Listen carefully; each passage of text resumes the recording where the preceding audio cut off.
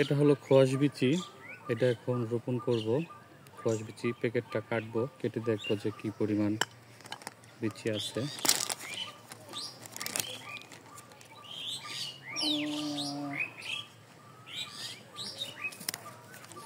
খুবই অল্প পরিমাণে বিচি আছে এখানে, যে খুবই অল্প কয়েকটি বিচি আছে।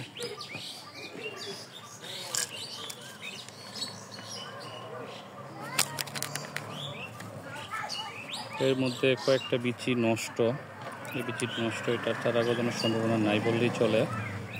যাই হোক, এখন রোপণ করব।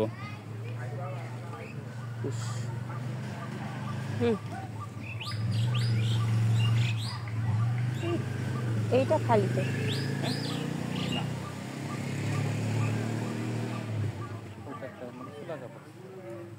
তাহলে ধনিয়া পাশে এইটা হচ্ছে লাগাই, খোয়াশের জন্য এটা রাখছি। খোয়াশটা যদি বড় হয় না, ছড়াই যায়।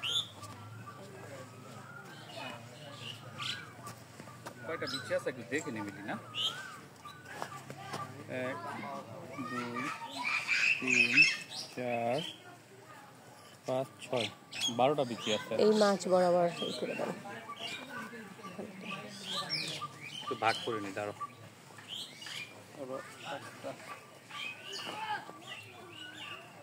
দুইটা দেখি, 3টা, ওকে।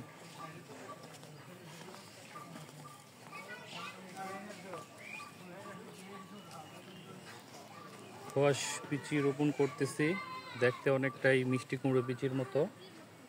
বিসমিল্লাহ, এখানে রোপণ করে দিলাম। খোয়াশ বিচি রোপণ করতে একটু যথেষ্ট পরিমাণ দূরত্ব রাখতে হয়। দিলাম এখানে 2.5 ফিট বা 3 ফিট দূরে আবার দিব দুটি বিচি। এখানে দিলাম একটি বিচি, এই পাশে দিলাম একটি বিচি। আশা করি চারা গজাবে, সমস্যা হবে না। আবার 3 ফিট দূরে আবার আসলাম, এই পাশে দিলাম একটি, এই পাশে দিলাম একটি, ঢেকে দিলাম। আবার 3 ফিট দূরত্বে রোপণ করতেছি।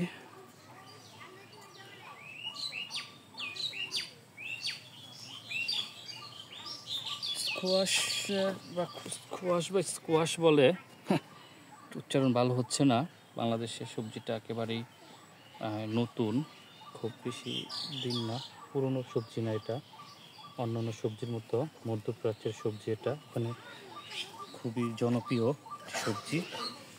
এখানে আরেকটু রোপণ করে দিলাম, এখানে একটু রোপণ করে দিলাম, বাস, ওকে।